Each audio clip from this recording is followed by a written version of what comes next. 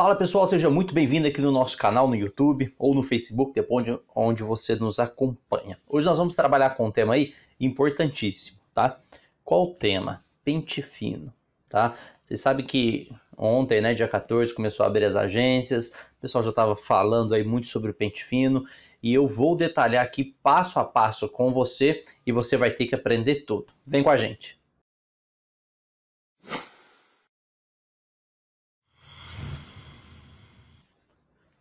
Ponto importante, antes da gente entrar no mérito aqui da questão do pente fino, é detalhar algumas considerações com você. Primeiro, se é a primeira vez que você nos vê, seja muito bem-vindo. Meu nome é Augusto Tor, sou advogado especialista em direito previdenciário, e aí a gente está praticamente meia década trabalhando aí com direito previdenciário, toda terça e quinta-feira, às 7 horas da manhã, aqui no YouTube, tá? Se você já é nosso inscrito e também é novo, eu vou deixar meu Instagram aqui embaixo, @braghinitorre. Essas dúvidas que eu vou trazer para você hoje, nós tiramos lá do Instagram, que as pessoas me perguntam lá. Então lá você tem duas formas de comunicar com a gente, pelo Stories e pelo Direct, onde a gente de domingo a domingo te ajuda aí com um monte de questões previdenciárias. Então se você não me acompanha no Instagram, vai lá que você vai aprender também, vai ter um contato mais direto com a gente. E vamos lá trabalhar com esse tema importantíssimo aí, pente fino do INSS agora em 2020, porque tem muita gente me perguntando. Criei um roteiro aqui maravilhoso para vocês e vou te falar, só por esse roteiro acho que esse vídeo aqui já vale um joinha, tá bom? Então já deixa o joinha aí pra gente. É muito comum ter mais dúvidas, tá? Criei aqui 10 para não ficar muito extenso. E o que você vai fazer? Ficou com dúvida? Deixa aqui nos comentários para mim, que eu vou tentar te ajudar ao longo aí dos dias nesse tema que é muito importante. Bom, o pente fino, ele iniciou-se, né, originariamente para verificar a capacidade ou incapacidade das pessoas que recebiam benefícios por incapacidade. Essa era a primeira visão de um pente fino. Mas, ao longo do tempo, foi evoluindo e agora o nome pente fino englobou a análise de todo e qualquer benefício previdenciário.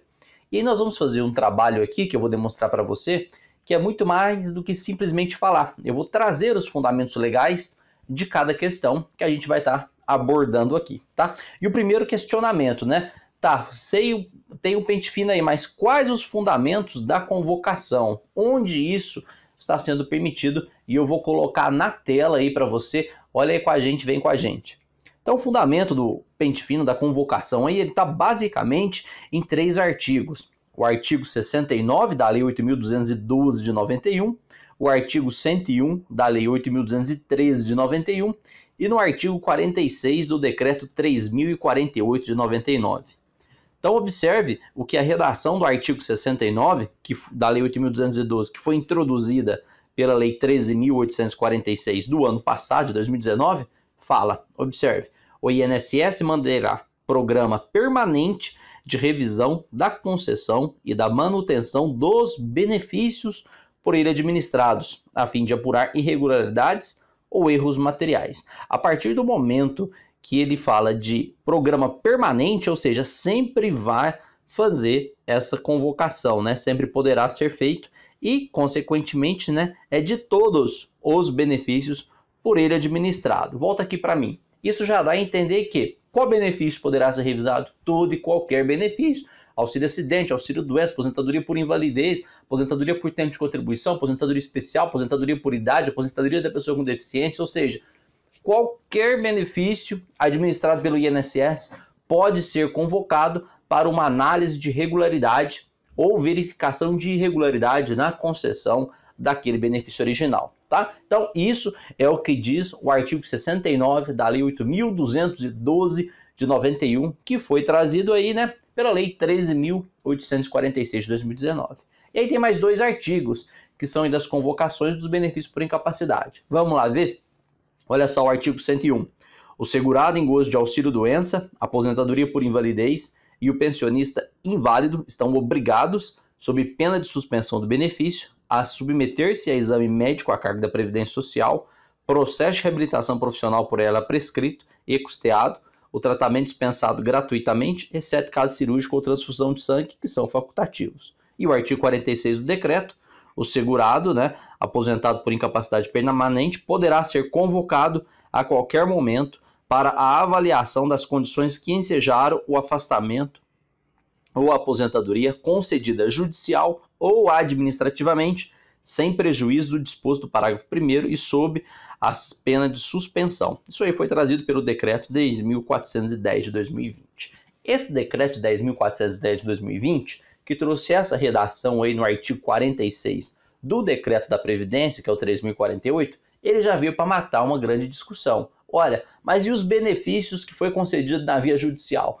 Também pode ser submetidos a uma análise de verificação de regularidade por parte da Previdência mediante a convocação no conhecido pente fino? E a resposta é sim, concedidos administrativamente e mesmo judicialmente. Então, ninguém está aí praticamente isento desta situação. Então, todos podem ser convocados em qualquer tipo de modalidade de benefício, concedidos administrativo ou judicialmente, para verificar se está certo ou se não está certo. Então, matamos e encerramos esse primeiro tópico aí de fundamentação do INSS para convocação de verificação de regularidade, tá? Segundo tópico, não menos importante, mas também importante, que nos questionaram muito aqui. Quem será convocado pelo INSS? Bom, já respondi, né? Pode ser convocado toda e qualquer pessoa. Então, todos aqueles que têm algum benefício na Previdência, independentemente do benefício, pode ser convocado, tá? Isso aí está no fundamento legal que eu acabei de trazer para vocês.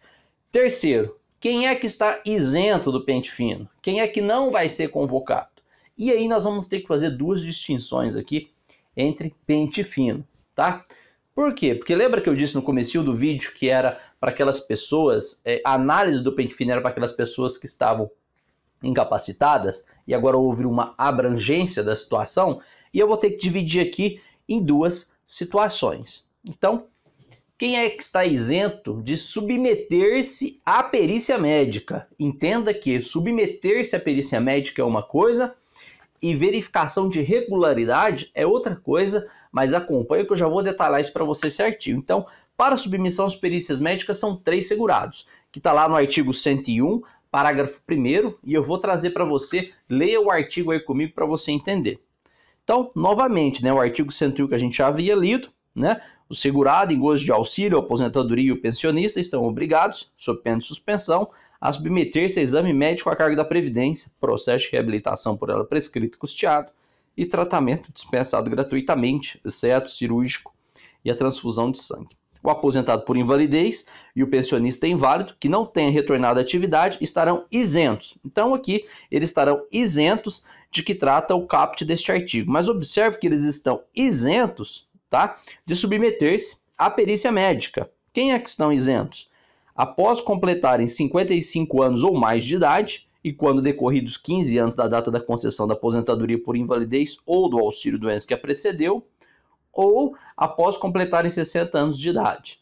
E o artigo 3º, aí, parágrafo 4º e 5º, né, ele traz o seguinte: o segurado aposentado por invalidez poderá ser convocado a qualquer momento para avaliação das condições que ensejaram o afastamento ou aposentadoria concedida judicial ou administrativamente, observado o disposto no artigo 101 desta lei. A pessoa com HIV/AIDS é dispensada da avaliação referida no parágrafo 4º. Então, ela é dispensada de submissão à perícia. Então, preste atenção. Isenção de perícia é uma coisa. Verificação de regularidade de benefício é diferente. Então, vamos resumir para você entender e ficar muito claro isso daqui. As pessoas que estão isentas de perícia, 3 segurados, aposentados por invalidez com idade igual ou superior a 60 anos, aposentados por invalidez com idade igual ou superior a 55 anos, desde que receba o benefício aposentadoria por invalidez, mesmo que precedido de auxílio-doença por um período superior a 15 anos, e os aposentados por invalidez, que são portadores do vírus HIV. Então, para essas 3 situações, são isentos de submissão à perícia médica. Não quer dizer que eles sejam isentos de passar por a verificação de regularidade. Por quê? Porque uma coisa é você estar isento de perícia. Outra coisa é o INSS identificar, por exemplo, que aquela contribuição que gerou a sua condição de segurado está irregular. Então vamos imaginar, não estou falando que é o caso desses tipos de segurados, mas acontecem muitas fraudes junto à Previdência Social. A pessoa fez um preenchimento de carteira para provar que estava trabalhando e o INSS considerou. Agora eles vão verificar e vão identificar que aquela carteira sua é falsa ou o registro é falsificado. Isso pode convocar para você apresentar carteira. Vão verificar as contribuições, como contribuinte individual, por exemplo, do aposentado por invalidez, mesmo que esteja isento de perícia, tá? Então vão convocar ele para falar, olha, esse período que você pagou aqui, você estava realmente trabalhando? Esse período aqui que está constando extemporâneo não foi verificado na época de análise? Essa situação aqui, como que ela está? Então observe, uma coisa é isentar você de perícia médica, que são esses 3 segurados. Outra coisa é você estar isento de prestar informações para a Previdência Social quando ela te convocar, identificar alguma irregularidade na concessão do seu benefício. Então, resumindo, ninguém está isento de verificação de regularidade junto à Previdência Social. Você pode estar com 70 anos aí, dependendo da data de concessão, obviamente, do seu benefício, e para isso você vai precisar de um profissional para ele avaliar a sua situação em específico. Você pode sim ser convocado à Previdência e, consequentemente, aí, né, apresentar a documentação por ela sugerida, tá bom? Isso é o que diz o texto legal. Seguindo aí na nossa jornada aí, tem muita coisa para a gente trabalhar, mas todas as coisas que a gente está trabalhando aqui são importantíssimas e você tem que acompanhar para aprender, tá? Qual o motivo do pente fino? Qual que é o motivo desse danado desse pente fino? É exatamente, pessoal, o que a gente está focando aqui, né? Verificação de regularidade ou irregularidade na concessão dos benefícios da Previdência Social, tá? Verificar se aqueles atos realizados pelo servidor estão corretos ou não e, consequentemente, manter, suspender ou cessar o benefício do segurado, se for o caso. Então, simplesmente para verificar se tem alguma fraude, se tem algum erro. Então, quem que tem que preocupar? Quem fraudou, quem tentou fraudar a Previdência Social. Quem tem que se preocupar? Quem fez alguma coisa, tá, para fraudar o sistema para conseguir um benefício. Agora, quem não fez fraude nenhum, fica tranquilo, sem dor de cabeça. Ele vai te convocar, você vai apresentar as carteiras de trabalho, se for o caso, vai apresentar o PPP, se for o caso, vai apresentar a documentação que estão solicitando e vão manter seu benefício de forma tranquila, tá bom? Sem pânico, sem desespero nisso daí. Tópico 5. Como serei convocado? Como saberei que fui convocado? E aqui tem muita gente falando de um monte de forma de ser convocado aí. Mas o que você tem que focar é no que a lei diz. A lei determina a forma que o segurado deve ser convocado. Então você não vai ser convocado de qualquer forma. E aí nós temos basicamente 4 formas de convocação. Está lá no artigo 69, que eu vou colocar aí para você ler junto comigo. Então vamos lá no artigo 69, parágrafo 2º da Lei 8.212 de 91. Olha só. Lendo aí novamente o artigo 69, né?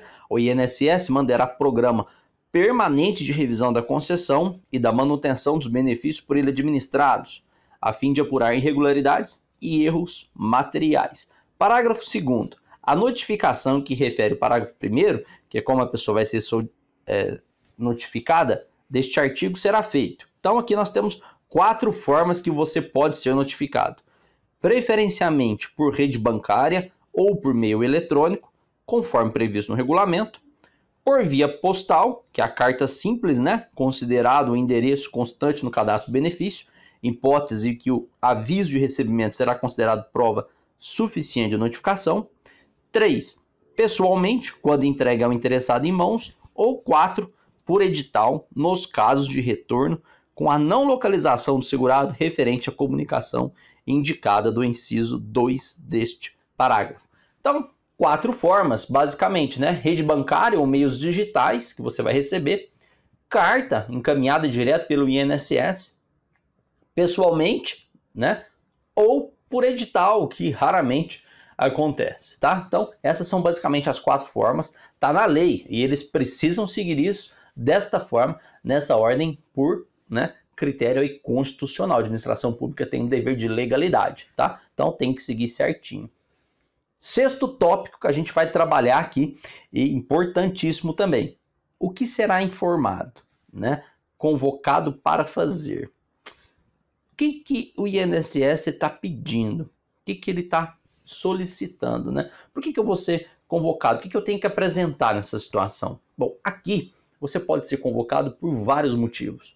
Por exemplo, olha, essa concessão da aposentadoria aqui por tempo de contribuição sua, Eu analisei essa carteira aqui, mas a carteira está ilegível, eu não consegui identificar essa data de forma correta e eu não sei se o servidor analisou isso de forma correta. Faz o seguinte, traz a carteira para mim, então você pode ser convocado para levar carteira de trabalho, pode ser convocado para levar carnê de contribuição, pode ser convocado para levar PPPs, né, para verificar a regularidade daqueles PPPs, pode ser convocado para levar laudo médico, ou seja, você pode ser convocado para levar qualquer documento que embasou ou que fundamentou a concessão daquele benefício que você recebe. E é para isso que a Previdência está convocando aí as pessoas, tá bom? E o que eu preciso fazer? Bom, sétimo tópico aqui. O que deve ser feito? E aqui eu separei isso de duas formas para você entender. O que você deve fazer hoje, agora, de preferência, antes de ser convocado. Quem deve fazer? Todo mundo que recebe algum benefício da Previdência Social. Você precisa fazer isso, tá? Se você tem dificuldade, peça ajuda para fazer isso. Primeira coisa, baixe o aplicativo do Meu INSS no seu celular, no seu dispositivo, ou se você não conseguir, baixe no dispositivo do seu filho, peça ajuda e atualize os seus dados da Previdência. Mantenha os dados atualizados. Você não sabe se vai ser convocado ou não. E não adianta você tentar se esconder da Previdência, se está recebendo benefício, você tem que manter atualizado. Tudo certo. Então, baixe o aplicativo, cadastre seu CPF, cadastre a sua senha, atualize o seu endereço, veja se o seu endereço está certinho, veja se o seu CPF está correto, se o seu nome está correto, o seu telefone está correto. Mantenha os dados atualizados. É simples de você atualizar isso pelo Meu INSS. Tem dificuldades? Liga no 135, faça uma solicitação de atualização de dados cadastrais. Mantenha todas as informações atualizadas, porque se chegar alguma cartinha, você simplesmente vai pegar a carta e vai apresentar no INSS, se for o caso. Tá? Agora, a segunda situação, quando eu for convocado, primeiro você já vai fazer hoje, vai fazer agora, e o mais rápido possível aí vai atualizar essas informações que é importante. Segunda, o que eu vou fazer quando eu for convocado? Bom, aqui eu coloquei um ponto importante. Não guarde a carta de convocação ou comunicado de convocação na gaveta, esqueça isso. Você tem que buscar imediatamente um profissional de sua confiança que trabalhe, que seja especialista em direito previdenciário, para ele analisar a sua documentação. Olha o que eles estão pedindo. Ah, isso aqui não, peraí, vamos ver se a gente precisa de um processo administrativo, vamos ver se a gente precisa de um prontuário médico, vamos analisar o seu contexto em si, para a gente conseguir justificar para o INSS a regularidade do recebimento daquele benefício. Então, busque um profissional de sua confiança assim que você receber a convocação. Recebeu hoje a convocação? Olha, busque alguém que você confie, tente aí localizar esses profissionais, tá? Que são excelentes também, tem várias pessoas maravilhosas no mercado que trabalham, tá? Aí com direito previdenciário. Agende um dia com ele, com ela e converse. Olha, eu recebi essa convocação, sem desespero, tranquilo, e esse profissional vai conseguir aí te encaminhar certinho aí, saber o que você tem que fazer e os passo a passo a seguir, tá bom? Vamos lá para o oitavo questionamento aqui que o pessoal trouxe aqui para mim. Qual o prazo que tenho para manifestar desta convocação? Bom, aí o prazo, tem vários vídeos falando vários prazos aí, e eu prefiro trabalhar com prazo legal, do que está escrito na lei, que é o que o INSS vai seguir, e ponto final. E a gente vai voltar lá no artigo 69, que a gente já leu ele aqui, do 8.212, parágrafo 1º, inciso 1 e 2, que trabalha aí com os prazos. Dá uma olhada na tela aí para você entender comigo. Então vamos lá, parágrafo 1º. Na hipótese de haver indícios de irregularidade ou erros materiais na concessão, na manutenção ou na revisão do benefício, o INSS notificará ao beneficiário, o seu representante legal ou o seu procurador para apresentar defesa, provas ou documentos dos quais dispuser nos prazos de. Então, primeiro, 30 dias no caso de trabalhador urbano, que foi incluído aí pela Lei 13.846. E, inciso 2, 60 dias no caso de trabalhador rural, individual e avulso, agricultor familiar ou segurado especial, que aí terá um prazo de 60 dias para apresentar a resposta e a documentação. Entendido? Primeiro 30 dias para determinado segurado e 60 dias para outros segurados. Tranquilo aí, tá no texto legal, estou colocando a lei fria, crua e nua aí para você entender.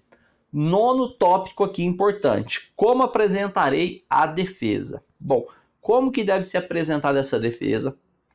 Também está lá na legislação, a forma de apresentação, que é o artigo 69. Sobe ele na tela aí para mim, por favor, que é o parágrafo 3º, que a gente vai detalhar. Olha só o que diz o parágrafo 3º do artigo 69 da Lei 8.202 de 91.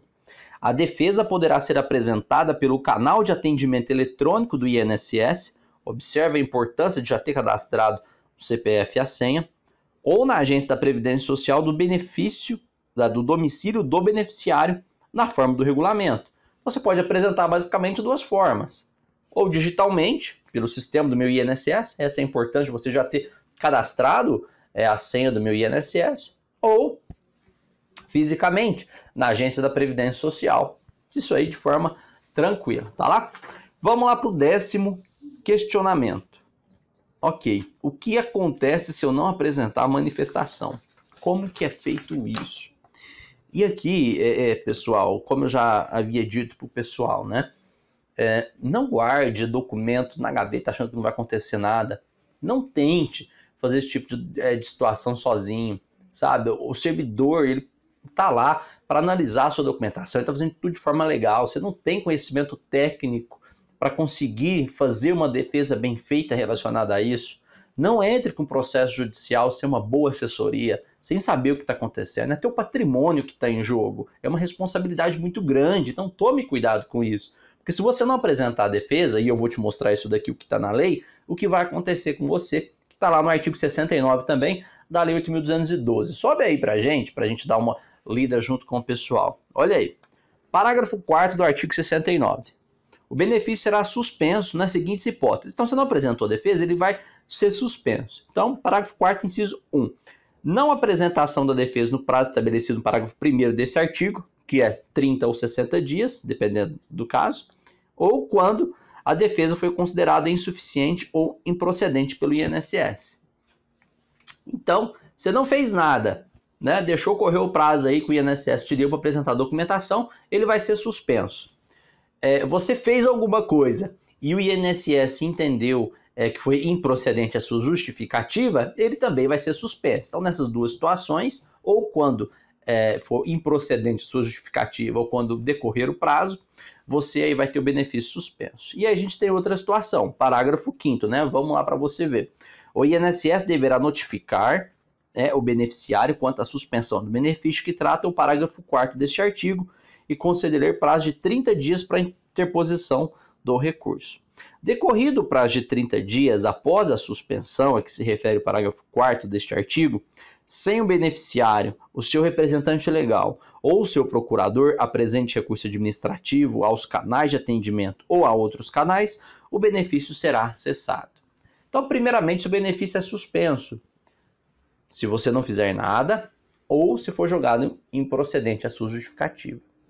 Depois disso, somente depois disso, que o INSS, né, poderá cancelar o seu benefício. E quando? Se você não entrar com nenhum recurso e passar o prazo do recurso, se você não buscar nenhum meio de tentar recuperar esse benefício. Então fica atento, tá?